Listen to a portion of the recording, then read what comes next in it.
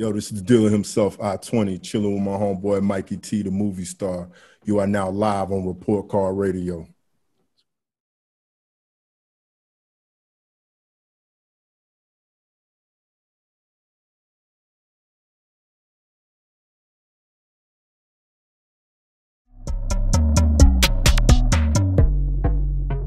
So I want to tap into the history that we were just talking about.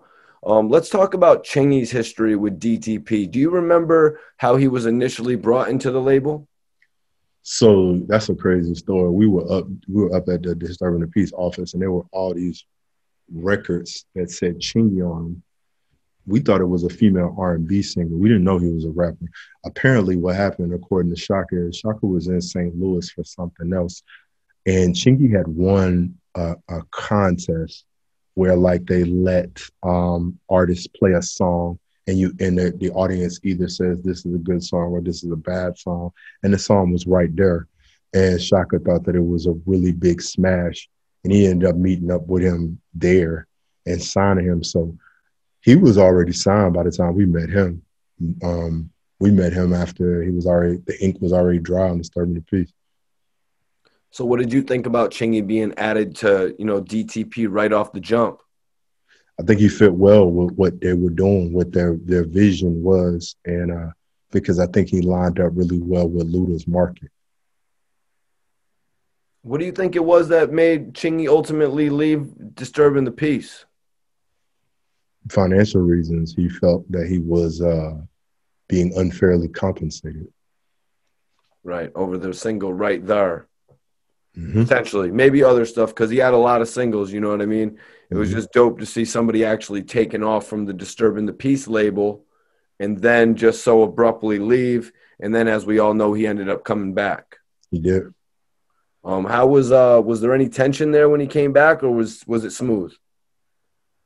Not for me, because I was indifferent. I always looked at the label as that me, Chris, Fate, 2 Chainz, Shauna, and Dollar were friends. And people was going to come and go as artists. And so artists were going to make artist decisions. So it was nothing for me to take personally. How was it getting into the studio with Ludacris in general, man? See, a lot of people ask me that, but it wasn't, I don't know how to answer that because I've always been recording with him. I've been recording with him since I was 18. So it felt like how it's always felt because we've been friends long before anything. So we've always recorded together. So it felt like how it normally feels when we record.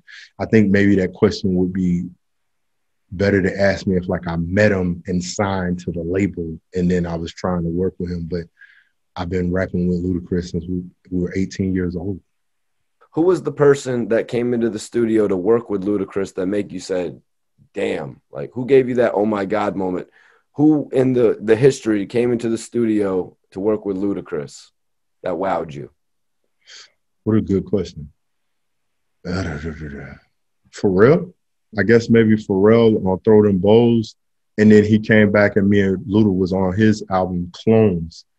And he asked Luda, could I be on the song with him for his album Clones? And I think that was probably the big deal. Almost everybody else, we've always known in some way. So it would be hard for me to be starstruck because when you sign to Def Jam, there's so many people that you meet because they're just indirectly connected to the label. So I guess Pharrell would probably be my answer. I hear that, man. I wanted to ask because I could only imagine the phone calls that Ludacris has gotten from celebrities all over the world that have just wanted to hear his voice or talk to him. You know what I mean? Yeah, definitely. I can't speak to that. I guess the craziest thing that I can say is one time I called him to play him something, and he told me that he was at dinner with Jeremy Piven and Morgan Freeman. I think that's the craziest thing that I was like, what? Yep, exactly. A moment like that. You know what I mean?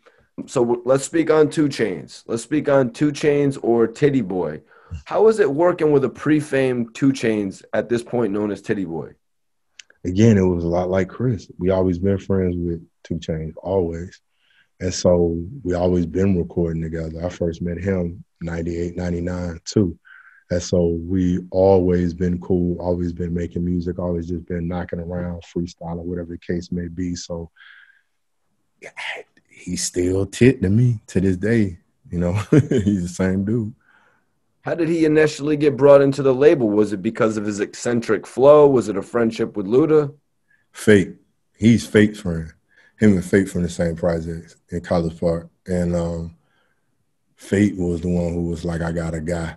And then me and Fate introduced me to him first because we used to go over a guy named Juk House, who was a producer in College Park.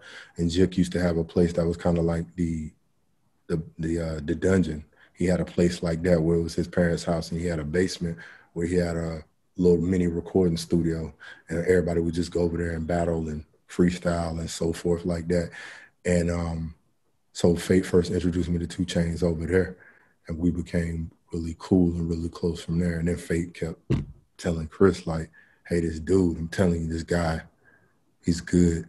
And once we let Chris hear some of his stuff with Dollar, we were connected, but he been with us. It's just a lot of people didn't realize how long he been with us. He's in the What's Your Fantasy video. It's just people don't pay attention until you jump off.